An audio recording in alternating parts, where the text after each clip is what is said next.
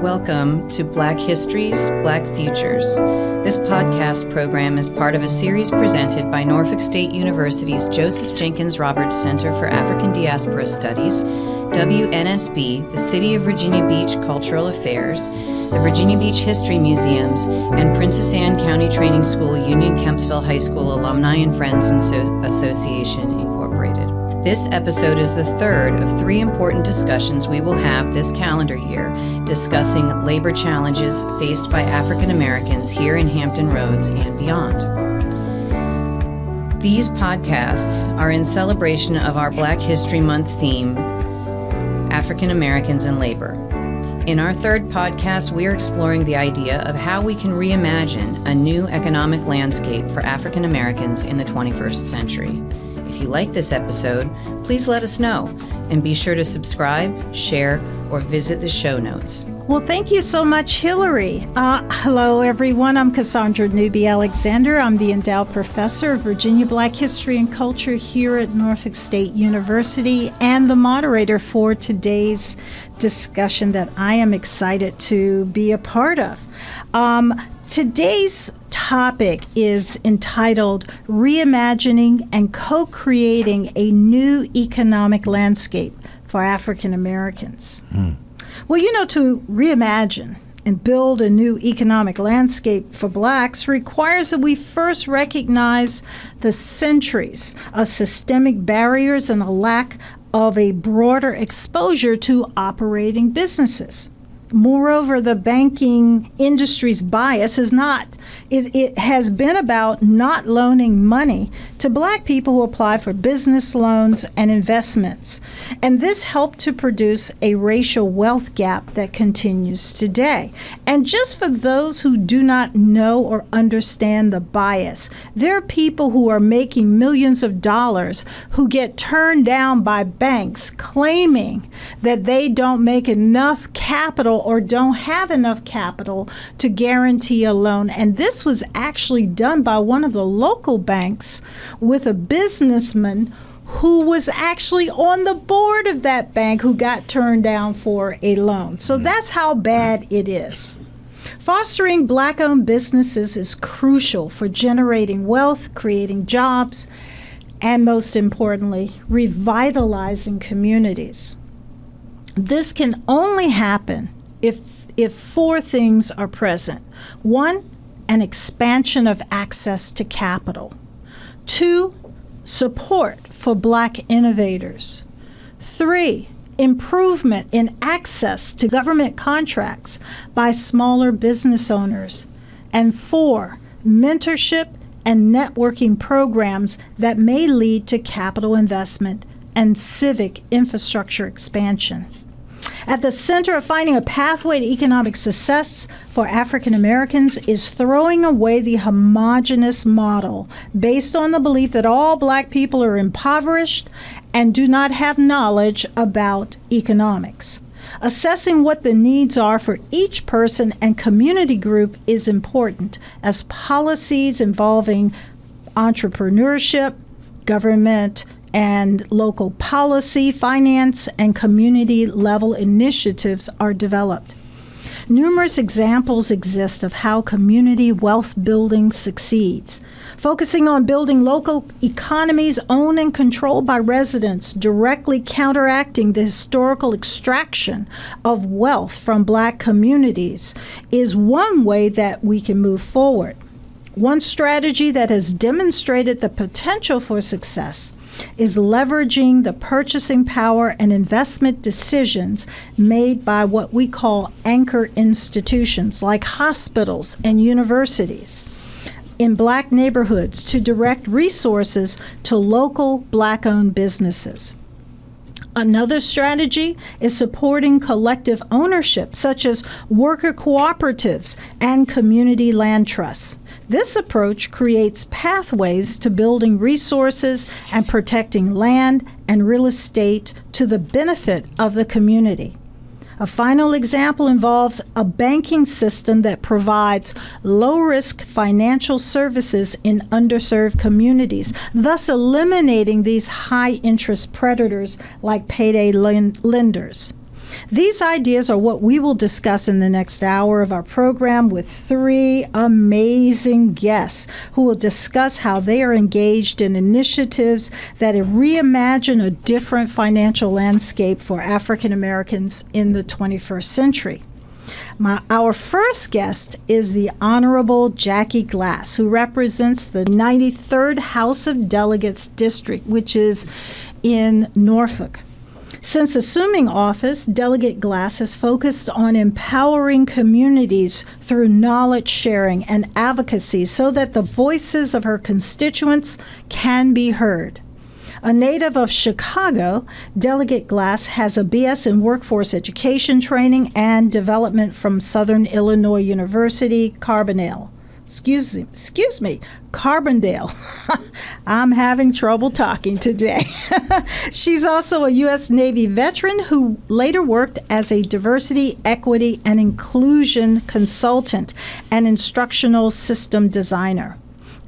Delegate Glass has always leaned into participating as a member of community advocacy groups, becoming a member of the NAACP, the Black Chamber of Commerce, the Community Emergency Response Team, the Ballantine Civic League, in which she served as president, and a board member with the Reading Enriches All Children and the Youth Investors Group. Welcome, Delegate Jackie Glass. Gratitude. Thank you. Our next guest is my friend and colleague, Dr. Timothy Goler, who is a sociologist. In fact, he is currently the department chair of sociology here at Norfolk State University. He's also an urban planner and an educator whose work sits at the intersection of race, space, and structural power. He serves as Director of Research at the Center for African American Public Policy, and of course he is an Associate Professor of Sociology here at Norfolk State. For over 20 years, Dr. Goler has been deeply involved in community-based work aimed at confronting racial inequity, preserving cultural memory, and restoring the vitality of Black neighborhoods.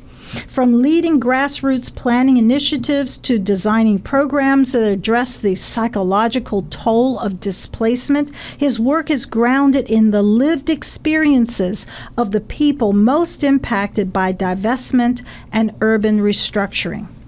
He is a former U.S. Marine who consults with city governments, nonprofits, and local organizers on issues ranging from housing justice and educational equity to mental wellness and cultural preservation. His work is rooted in a belief that liberation begins with clarity, and that clarity is both a political and personal project.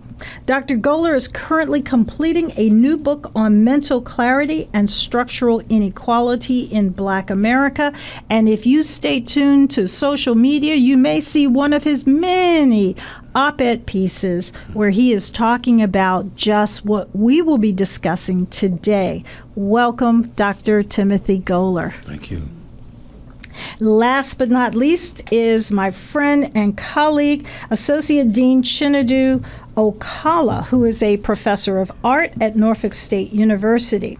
It was in 1992 that Professor Okala was recruited by Dr. Rod Taylor to join the faculty at NSU as an assistant professor. Quickly rising through the academic ranks, he achieved tenure in 1995 and earned the rank of full professor by 2003. Professor Okala has a distinguished career, having served multiple terms as chair of his department, president of the Faculty Senate, interim dean of the Honors College, and associate dean of the College of Liberal Arts. Professor Okala embodies the fundamental values of liberal education, knowledge, critical thinking, analytics, and the capacity for effective synthesis and eloquence. Of his many accolades, Professor Okala is most gratified by the opportunities that he's had to plant life-giving in the lives of thousands of young men and women who he has taught and mentored for over 3 decades. And what is not mentioned is that he is an absolutely fantastic artist. And so, welcome, Professor and Associate Dean Chinedue Okala. Thank you very much, Cassandra. All right. So we are going to get started with this first part. And I kind of want to lay the groundwork for our discussion. So despite efforts over the past 30 years to erase the black-white racial wealth gap, the issue of wealth disparity still dominates because it's driven by generations of discriminatory practices that block black families from accumulating assets. And the refusal to change those policies is part of the reason we have not seen success. Resistance and systemic racism have prevented more than surface changes, and the clarion call to simply move on has prevented the application of real reparative justice. Greater data transparency from banks, reforms that address biased home appraisals, and a requirement promoting inclusive lending are avenues to wealth equality. But the current political climate has mandated that all of these efforts that were created years ago cease and desist. Therefore, inequality not only continues to exist, not only could get worse, but the infrastructural practices that are the result of systemic racism continues. The 21st century and the expansion of technology, however, are new ways of generating wealth, and because of that, it's opened doors. There's a continuation of practices by the banking, mortgages, and insurance industries that are discriminatory, as evidenced by court records, scholarly research, and investigative reporting. But some young people are starting to think outside of that box. So now that we've defined the landscape of our discussion, let's get started. My first question is for Dr. Timothy Goler, who studied this topic and provided his perspective in reports, studies, and as a consultant. So, Dr. Goler, can you comment on what obstacles have hindered workforce development and the acquisition of higher-paying jobs for those in the Black community? I'll do my best. First of all, thank you. I appreciate you having me, and good morning to everybody. Thank you for that question. I mean, I think, for decades, schools and job programs have trained people on an old economy, right? Mm-hmm. Factory jobs, office jobs that offer steady growth and stability. For instance, like my father, for instance, he retired from Ford Motors after working for about 44 years at the factory. But as you alluded to, today's economy moves very fast. It's digital, it's global, it's constantly changing, right? The opportunities shifted, but I think the way we prepare people didn't. And we can see this gap even widening even more today. In just the last few months, there's been articles and the unemployment rate has come out, and Black unemployment has jumped from 6 to 7.5%, while white unemployment has actually went down. That's not just about the economy slowing down. That's about policy choices. More than 200,000, not 2,000, but more than 200,000 federal workers have been cut. Their jobs have been cut. And diversity programs have been dismantled. And that matters because a lot of Black professionals, a lot of Black people have gotten their start in government jobs, right? And federal jobs and government jobs, or through programs that have opened doors that used to be closed. And now those doors are being shut again. But let me say this real quick. We have made some progress, in a sense. In 2023, Black unemployment fell to about 4.8%, right? And that was the lowest levels recorded since 1972. I mean, that's pretty good. But the issue is those gains were really fragile. They were fragile gains because they weren't based on ownership, right? They weren't based on ownership, right? And ownership, when we talk about wealth and the racial wealth gap, the wealth is calculated by what? Assets. Assets is what you own, right? So in other words, what you're saying is be a generator of wealth, not a recipient of a paycheck. Absolutely. You have to be, so to my point here, I believe that if we want, to your point, if we want lasting change, if you will, in terms of, the job training, by extension, education, we can't just, it can't just be about hiring. It has to be about learning how to own what we build, right? That means helping people move from just, like you say, earning a paycheck to creating their own lane, owning a business, getting a contract, starting a cooperative, right? And I think that's where kind of the real power lives. So we're going to explore that a little bit more in just a minute. I want to throw another question out, and this one is to Professor Chinedue Okala. Your work in environmental equity has been critical in how you developed funded projects to help underserved communities throughout Hampton Roads. What would you suggest as strategies for reimagining the economic landscape for African Americans, especially in the current political climate? Well, first of all, thank you for having me, and that is a very loaded and deep question. I've been able to save myself sometimes, so I'm going to try to do it one more time. Well, a lot of things can be said for economic rejuvenation, independence, and things of the sort. And there are several strategies one might choose to employ. But I like to go back to basics most of the time. People say I think like a farmer sometimes. And it's about how do you prepare the soil where you're going to plant. And in doing so, I think the first thing to do, which was going to take me to the whole environmental work, is understanding that we cannot continue to exist in a state of ontological shock. These things are already there. The shock is not going back. You had it, you had it. So it's about beginning to look at ourselves, not as tokens, but as fully privileged people where we find ourselves. And one of the first principles I look at is what I call the triple D. And triple D is simple this. Every dollar spent must do a double duty.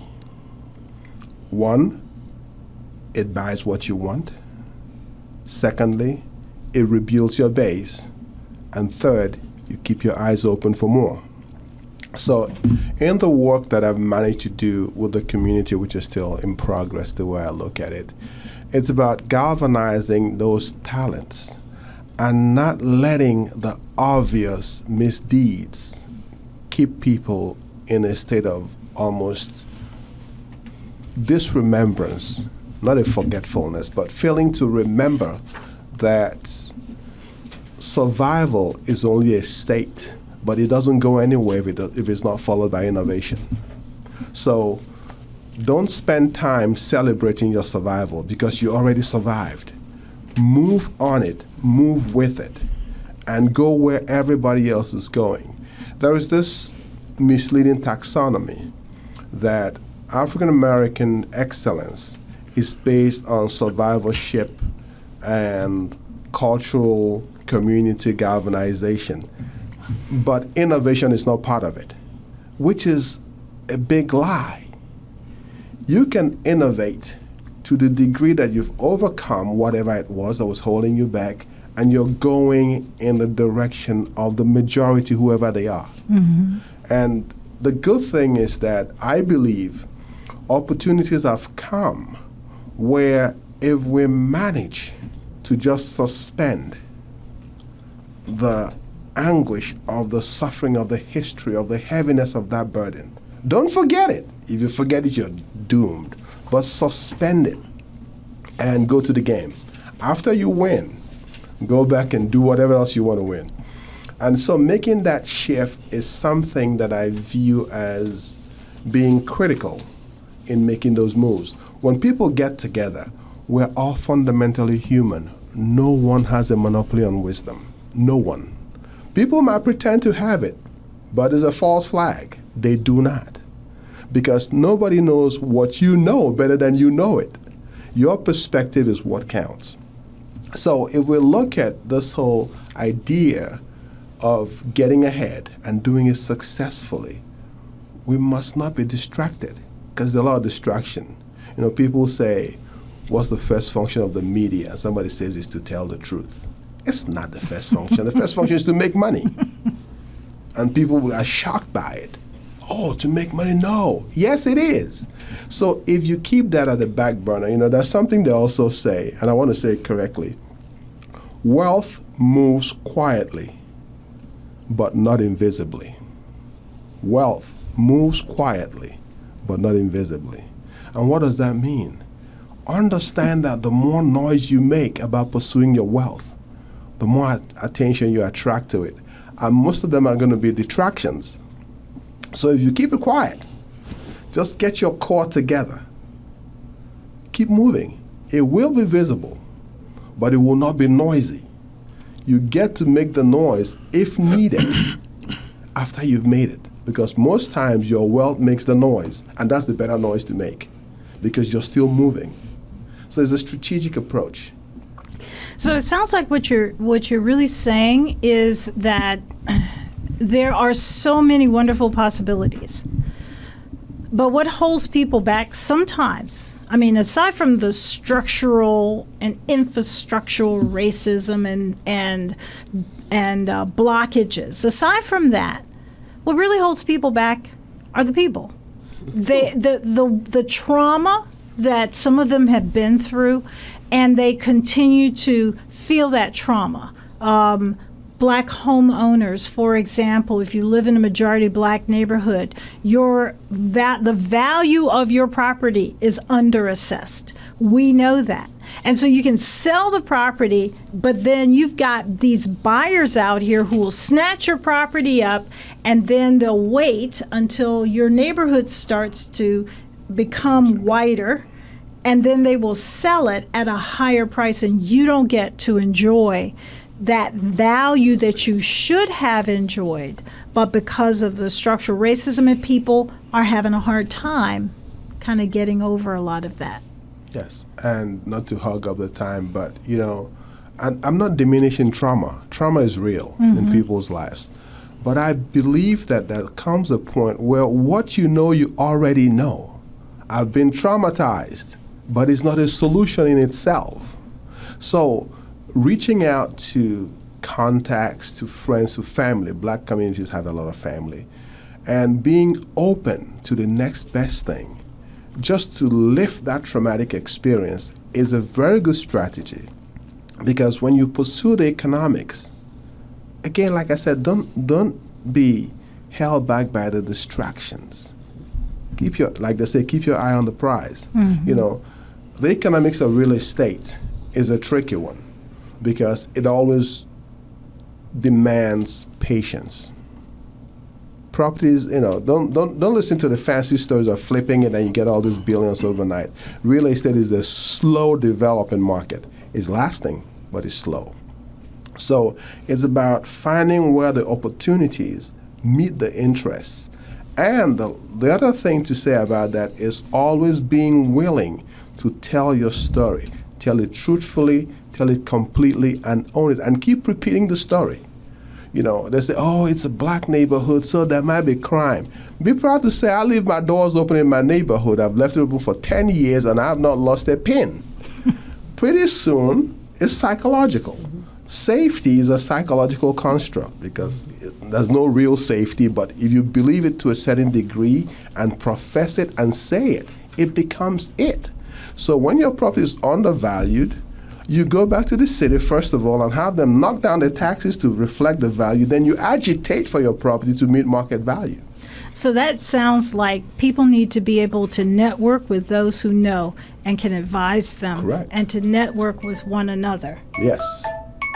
Could I just add, Yes. I loved how you said to prepare the soil, because I feel like you're really speaking to prepare the personal soil, change your mind, and don't be led by the distractions.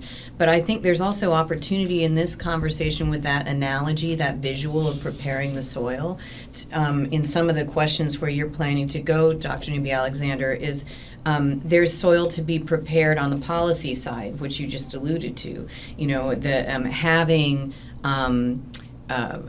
in theater, we look at, you know, it's not my job to tell your story, but it's my job as a producer to help create the space for you to tell the story. And that's sort of how I prepare the soil as a producer. So in a community, that might be networking, going to your representatives, doing the advocating for the taxes, because no one wants to lower the taxes. So if you say, well, if it's such bad property, I should be paying lower taxes, you know, there's an opportunity there to prepare the soil for a conversation that starts a change in how the system is seeing the neighborhood, how the system is seeing the business, how this, you know, so it's a question of how many people have to get out there and till in order to prepare the soil. I just really liked that visual. I appreciated that you put that out there for us, because that also really speaks to how I think artists create those collective businesses. You're going to be talking a little bit about cooperative leadership and cooperative ownership. That feeling of, or the, I guess there's the word Ubuntu. Right, you know, good. more for you does not mean less for me. It's more for all of us. And when you look at music cities, that's what they did. They tilled the soil of the area to create a music industry in their city when they weren't New York or LA, and that lifted up artists, which lifted up the economy, which also inherently lifted up a lot of equality in that particular market in a couple of those cities. So I just like to play with that. What else do you all feel about that idea of preparing the soil? I love that analogy, right? But it makes me think about the assumption is that the soil is good, the soil is healthy. That Sometimes it's not. Right. So Right. So it's hard to grow, if you will, a healthy garden with the soil that is not good soil. So I think for us, I think a lot of the issues that when we talk individually as a community, as a people, I think that some of the issues that we have is because our mind, the way we think, that we're not that we need to unlearn some of the things that we've learned about who we are as a people, right? To know that I can come to my brother and we can build community, right? And not be afraid of each other, right? So I think it's more than just, I mean, everything's connected, the policy, the housing, the jobs. But I think part of it starts with, it's not just individual where it's some kind of pathology, right? But if we're not, making clear choices, the decisions that we're making, right, and the fact that who am I, right, and begin to be able to exemplify Ubuntu. You can't even get to Ubuntu if you don't know who you are, right? So I think part of it is, having healthy soil, right? And I think that's and there's roles to play in all of it, right? So I mean, and I do love the idea of kind of using that analogy, but I think that we got to get to, because in my opinion, the mind is the foundation of everything. Well, you all have set up my next question perfectly, because we have Delegate Jackie Glass, who has invested so much of her time and energy in empowering people, especially those in the Black community, to reimagine expectations from their representatives, and as well as reimagining how government initiatives can help them. So, Delegate Glass, what are the ongoing barriers that you see as a legislator And how can African Americans overcome these obstacles and succeed as an individual as well as a community? Yeah, well, gratitude again for having me here. I'm going to take a beat back before I get into those barriers, especially those financial barriers, is that there's a saying of the revolution will not be televised. Right. And I remember going back and saying, like, well, don't we want people to see it? Like, don't we want? But the gentleman who said it, I said it wouldn't be televised because the revolution happens within. That's right. Because it happens in the mind. It's something that you can't, you cannot see. Right. I cannot see the change that is happening within you as it happens. So, like, what was just said really brought me back to the revolution. It won't be televised. You know, what comes of it. It'll be on the podcast. It's that garden that grows out of the soil. What comes of it, you know what I mean? People won't see the sand, won't see the work that's put into making it right. But when the fruit comes from it, anyway, wanted to put on that. But you asked, what are some of the ongoing barriers? Especially as it comes to banking and the financial situation of our communities. I think it's important to recognize that these are not just barriers, they're things that are flat out just broken. I remember growing up in Chicago and always seeing these things called currency exchanges every corner. Like, what is a current? And now that I'm older, I'm thinking to myself, dang, we had so many currency exchanges. And as I've chosen this space and place, the Virginia, the Hampton Roads areas of my home, and I realized y'all call them check cashing places, right? We've got banking deserts here. We have whole communities where the only bank that you can find is a check cashing spot or a payday lender. Branches have packed up and left. We've got one on the corner of Princess Anne and Ballantyne and Cromwell. And when they leave, they take trust, they take access, they take opportunity. We've got folks that don't have accounts. These are things that are broken. They're also barriers. They don't have accounts. It's expensive. Or when they do have accounts, behaviors, those internal things that have to happen that mitigate the overdraft fees, the junk fees, the balance minimums that don't match how people actually live and earn. Those become barriers within the community. And then far too many of us, have thin or very few lines to credit. You pay your rent on time, you pay your light bill on time, you pay your phone bill on time, but none of those accounts can help you get a car, a house, a business loan. These are all those things. And, those are gaps in policy. And the last thing, I think 2 or 3 more things, is you mentioned earlier, Dr. Newby-Alexander, about the algorithmic bias that we are now dealing with. This is something that we're all actually trying to figure out. How do we legislate this out when you've got folks like businesses, before I call out business names, that are using algorithms to exude that ballot? Because instead of denying a person for a loan, it's a computer now that has simply had a code built into it with its bias that does variables based off of zip codes. That's a factor in our community, or off of education level, that quietly sort of reproduce these old discriminatory practices just a tad bit faster than we were able. The access to capital piece as well, and you talked about the appraisal and insurance gaps, undervalued. I won't drag that on, but the big barrier, at least that I'm seeing, and having real conversations in the community, it's debt drag. It's medical debt. It is student debt. It is courts, fines, and fees. All of these things keep sort of orbiting outside of the financial mainstream. And when the goal, we know internally, again, if you freed yourself, the goal is some level of ownership of something, right? Stability and freedom. And I think that is the landscape. I believe that that's broken, but I also think that we do have the luxury of conversation and moving forward. And so I think from my lens, you've seen places like the city of Norfolk start programs like Bank On, right? Getting folks in places where they can sort of understand that these things, an overdraft fee should not be a surprise. if you have this habit that creates this, like these if-then sort of making sure that equity is sort of, they've got a front door to equity. Secondly, I think we have to be in a place where we help folks understand that credit counts.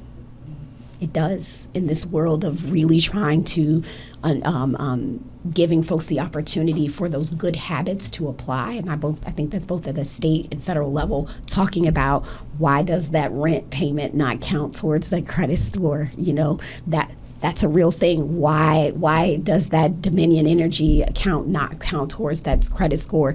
Giving opportunities for folks. These are things that we regulate. And then sort of shine a light on the algorithm. We're doing that. There was legislation brought forth last year specifically about the companies that were in cahoots in sort of algorithmically discriminating to make rent prices higher. Those are the things. But what I do think the way we move forward is we have to measure what matters. As a community, we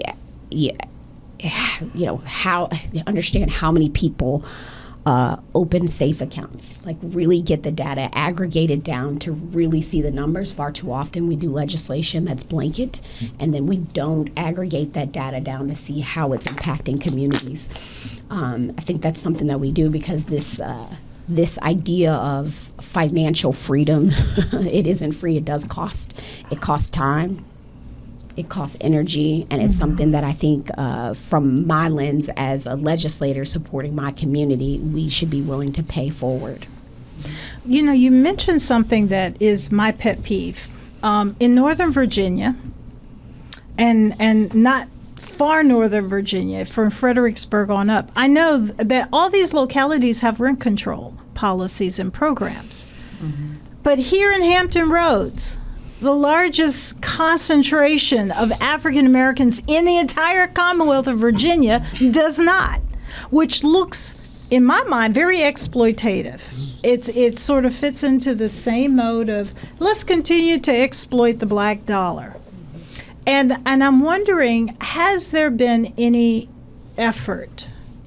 And I don't mean by people tied in with the industry of rental properties.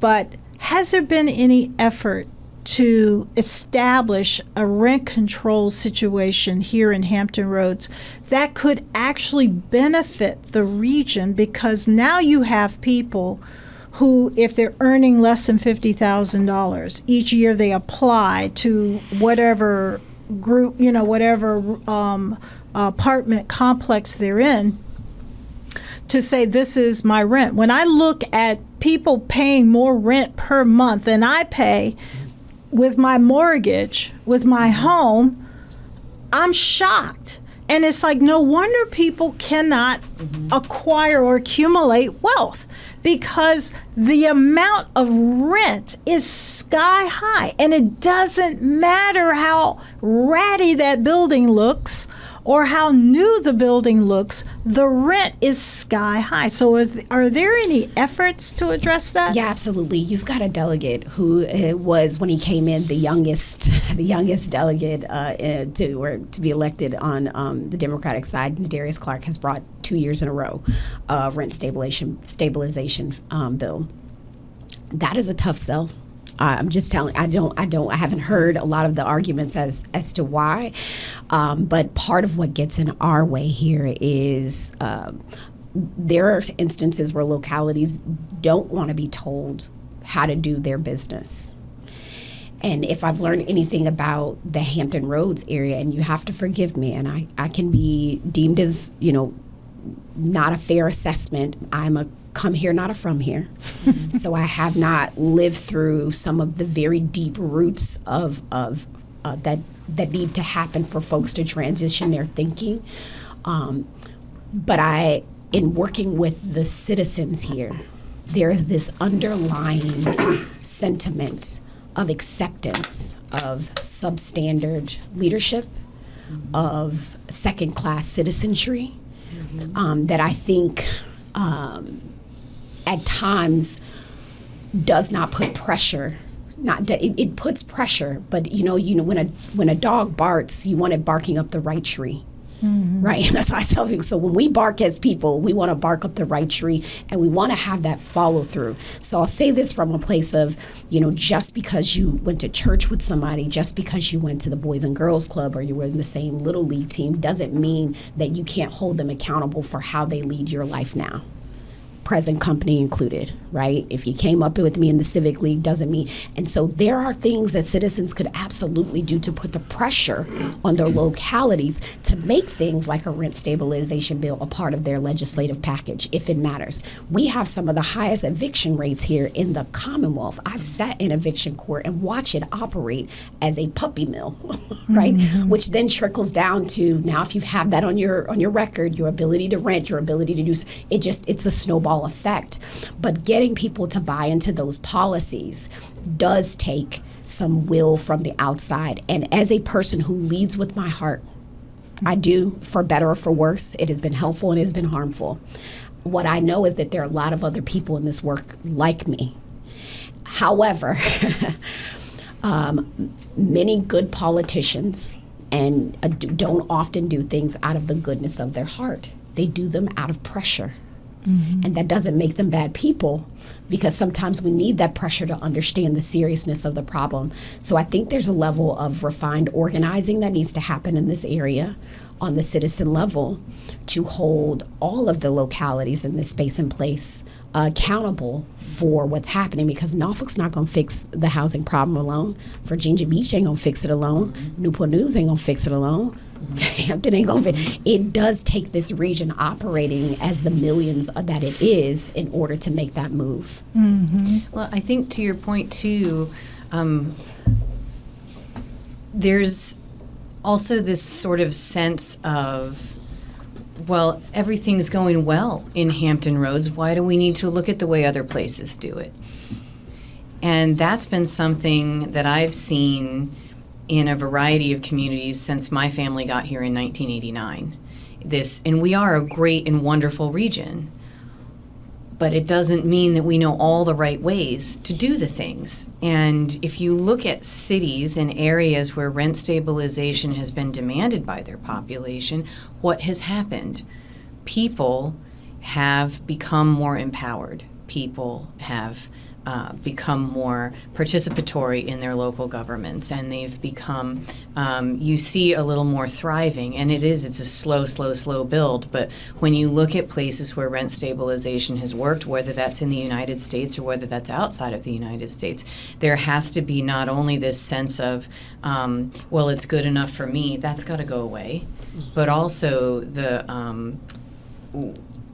we're fine, we don't need to look at other people. There's a sense of hubris that exists that should also, and that's more on maybe the legislator or the leadership level of, let's look outside and see, why are some of these things resonating, and do our citizens know about some of these opportunities and things that are there? Yeah. You mentioned getting people the education and eliminating the deserts, and I think some of changing that mindset from the mindset of, well, it's good enough, comes from programs like forgive me, but I forget which bank does it, and it might be a collection of banks, but over at Bayside High School, there's a partnership that I learned about where banks come in and they teach financial wellness classes to the youth. And there might be, I'm seeing some faces, so I'm reading the room and I'm saying but just like the media is about making money, so are the banks, so I get it. But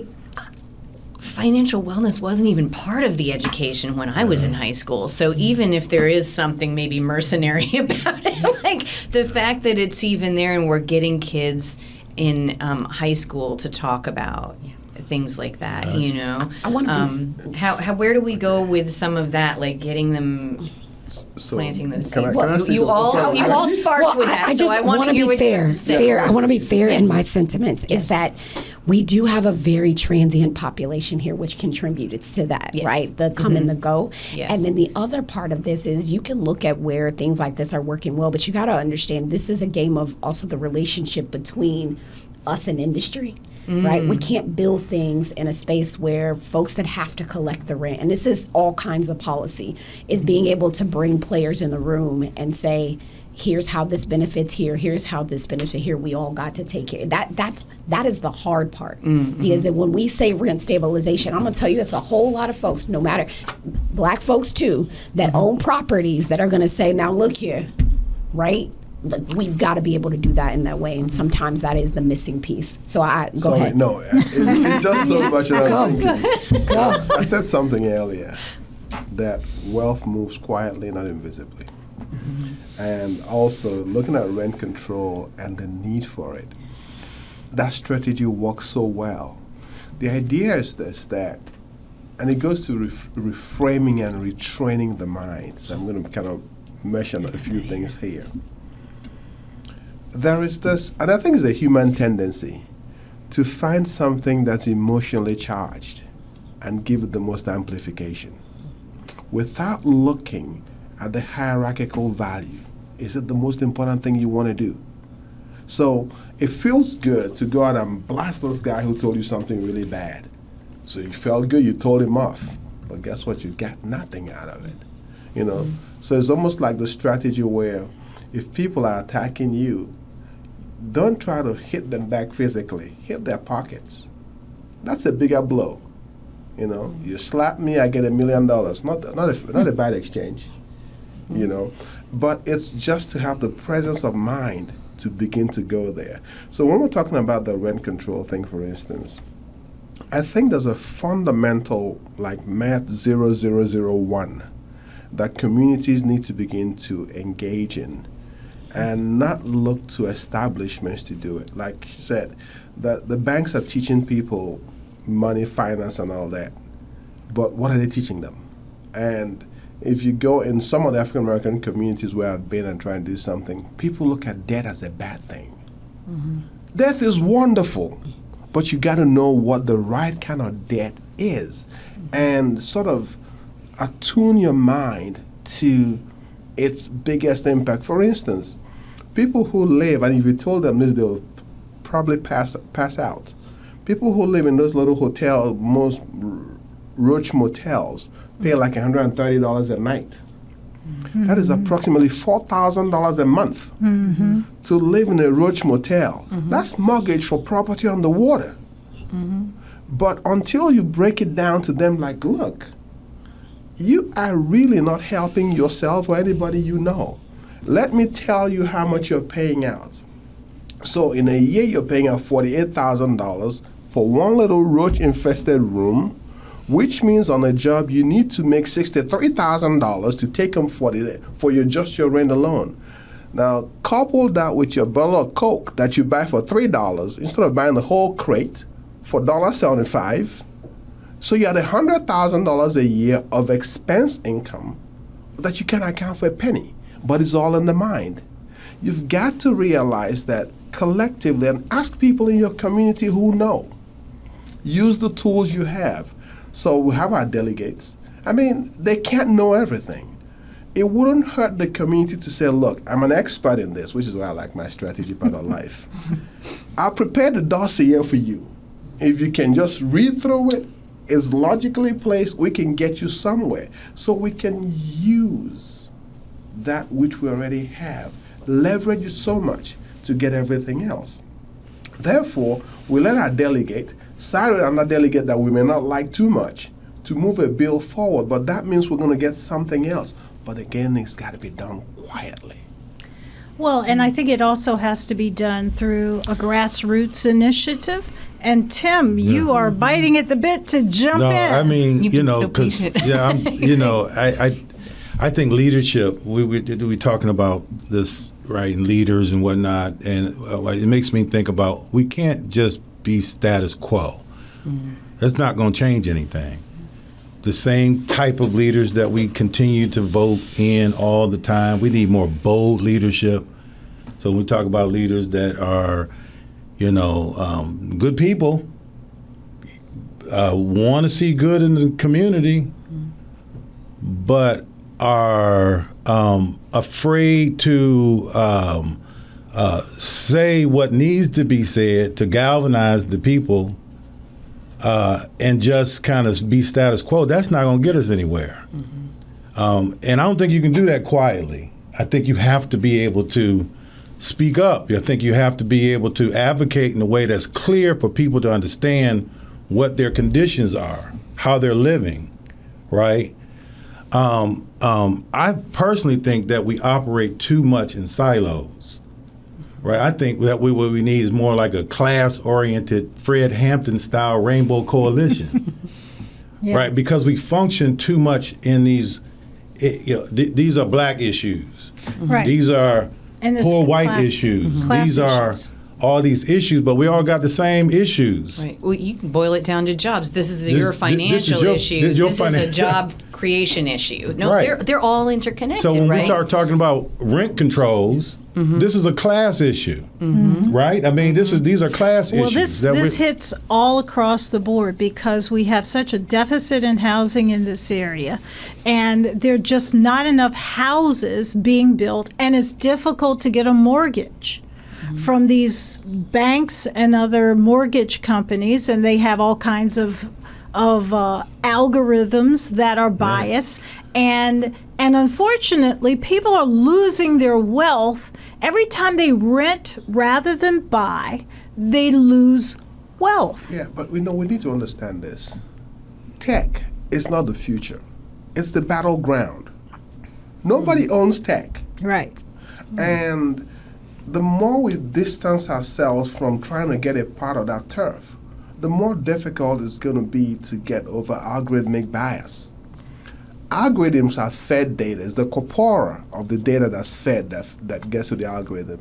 But you can also trick the algorithm. And you don't do it illegally, you do it legally.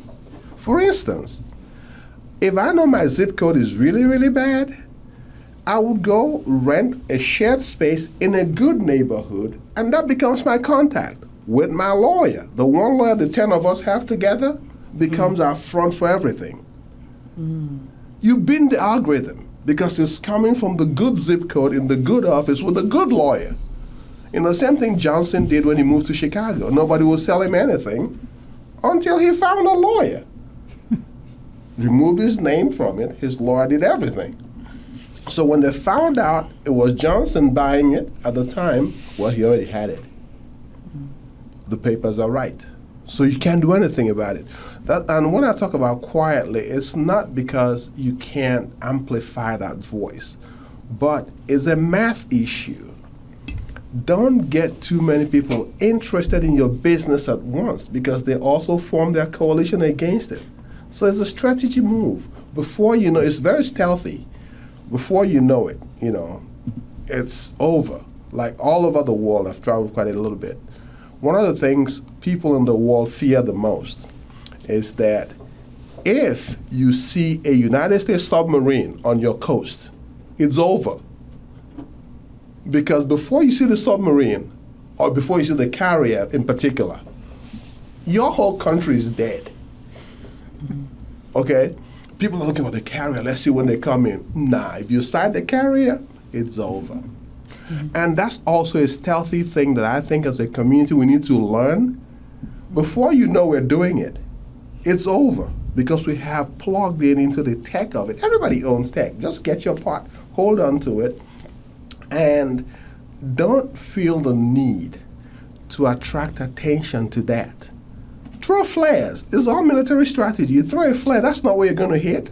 But people follow the flares and you keep moving that way.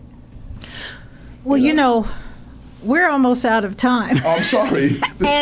And this hour has flown by, but we have just a little bit time left to really throw out. Each person has an opportunity to, because you all have talked about a new approach, reimagining, a new way of looking and doing. So I'm going to ask each of you, and I'm going to start with Delegate Jackie Glass. What is, if you had your magic wand, and I believe everybody has one, whether you know you have it is the issue, whether you are brave enough to use it is another issue, But if you had a magic wand, and I know you're willing to use that magic wand, what are the steps you would take to help craft a new vision and a new future for African American economic empowerment? What would you, Yeah. And I know this is a dissertation topic, and I'm asking you to scrunch it down into a few ideas, but what would you do? What would be the steps? What would I do? My wand. Okay. Yes. First, I'm gonna say them very quickly, but first I'm gonna say being Black is a group project, and I'm so grateful to be in the group that I'm in. I wouldn't have it any other way, because Black people are amazing people. The global majority we are, and we are amazing people. So first off, with my wand, we would all have a vision, right? For mine is, I believe in a Commonwealth where it doesn't matter whether you're from here, come here, or passing through here. You feel you have the right to feel safe, supported, and empowered to improve your quality of life. Mm-hmm. Second, I would say in your home you need to have a mission. In our house, it's character through prosperity and adversity. Third, I would say is establish principles that make you, that order your steps. My office, educate, advocate, celebrate, then legislate. We don't do that last one without doing those first three really well. My wand would make you feel all of that. I would say simplify your actions. It was just said by the gentleman here today, right? Like, you got to know what you're doing. Our actions are ordered in the ABCs of government: accountability, boldness, and coalition building. You got to be able to, I'm going to have people be able to give and receive that. What are your ABCs? Remind people that start small and be happy to be small. There's not a person in this world that can save the world, but we can save our corner of the world, period. Stay open, stay curious, but also get closer to history. My wand would give everyone a history lesson. There you go. Because if you could see what we've come from, then you can have a better feeling about where we're going. Decade after decade, we've gotten better. The last thing that I would do with my wand is give people the opportunity to train their inner voices. I do not believe that I've gotten to where I have today if I did not have an amazing father, a tenacious mother who sort of built this voice inside of me, and I didn't recognize or have the emotional maturity as an adult to say, that voice is sometimes destructive and holding me back from the things that I want to do. Like, really working with the voice that sits with me when there's no one there is what helps me get to the mission, get to the vision, stay on those ABCs, be principled, and start small and be happy to be small. Because I think we want big things to happen, but this right here started just from being, I was going to say nosy, but nosy is not the word. Being curious about what kids were doing on my bus stop. That's how I ended up here. So start small. That's what my wand would do, step by step. Bam, bam, bam, bam, bam. I love that. I love that. Dr. Goler, what would your wand do? Oh, well, I mean, I think here, if I was to focus on put my wand here where we are right now in Hampton Roads, one of the things I would do is try to help us be more connected. I think we are very disconnected here. Everybody, we be doing good work, but we operate in these silos. We got 7 cities down here. Here we got, we function independently, but we call ourselves Hampton Roads. And I think, we're missing connection. I think we need to be much more connected. Number 2, I think in terms of institutions, right? I think the institutions need to lead more by example. I'll take the institution that I'm a part of, Norfolk State. I think we should be thinking more about preparing our students for what they need now and in the future, and not just about getting a job, but also preparing them to be owners of businesses, owners. And, because when we talk about closing the racial wealth gap, right, as I was trying to say earlier, wealth is about assets, ownership. And so the only way we're going to start closing it is not by giving people more degrees to go get jobs. We need to give people the skills to be able to know how to own themselves. So I think, and also I think that, I think that's the way in which that this new economy is going to take place. Thank you. Professor Okala, your Well. magic wand will do what? Thank you. My magic wand would give everybody agency. And step by step, first of all, I will make sure everybody gets to understand the cash value of knowledge. Secondly, I would institute the rich dad, poor dad mentality. If you don't have a rich dad, you have the poor dad. Just listen to the rich dad talking to his son or his daughter. Just listen. You're going to learn something. And that would move you wherever you want to go. And last but not least, believe in yourself. You're a child of the universe. You have everything everybody else has. If you keep putting one foot in front of the other, you would move forward. Just believe in yourself and don't fall for the distractions. That would be my nutshell advice, which has like 40,000 steps. But agency is everything. The whole sense that you can and you will under every circumstance. Thank you. Well, you know what I'm hearing from all of you is we're in a moment that demands to be adaptive. It requires that we be adaptive to today. And of course, science, history, every aspect of our world tells us if you don't adapt, you die. Yes. Yep.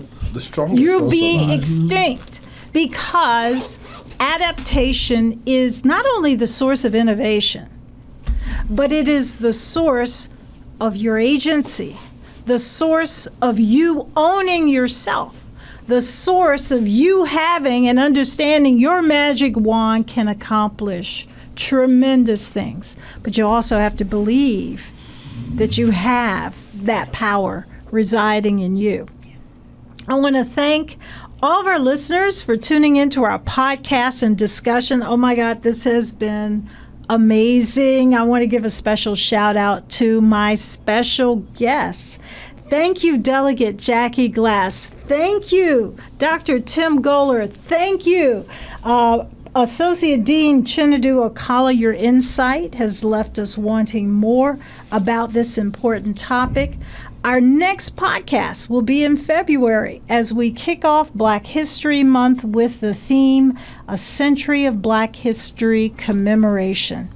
Norfolk State University has hosted several important commemorations, including 1619, the Making of America, and concluded in 2019. And we're doing a lot of interesting things having to do with this area of equity, this area of empowerment, this area of understanding who you are and where you need to be in the future. I'd like to end with an insightful statement from Winston Churchill. And he said, the farther backward you look, the farther forward you're likely to see. Thank you all so much. Thank you, Hillary Plate, for your leadership in this podcast series. Thank you, listeners, for joining us today. Thank you so much, Dr. Newby-Alexander, and all of you, the guests, Dr. Goler, Jackie Glass. I'm going to call you Chinedue because Okala, Dr. Okala. I just wanted to say thank you. I don't. This doesn't need to be on the thing, but sitting in this room for this podcast and the panels before it has been such a gift. You know, my mind is blown open every time I have a conversation with Cassandra, but every time I come in here, you all take it to, you know, I just, it's such a pleasure and a privilege and really inspiring to sit in here. I mean, I've got 50,000 questions for each of you for like the next 10. I'm like, can we make 1,500 more episodes, you know? But it's so important that you have been such an amazing partner and that you've stuck with our partnership through some really difficult challenges in the last few years, but particularly this year, to keep making this podcast happen. So thank you. Yeah. Thank you for the opportunity Thank to be you, part you of it. guys. Thank you. Great. Thank you so much. And I forgot to give a big shout out to That I WNSB. want to send you.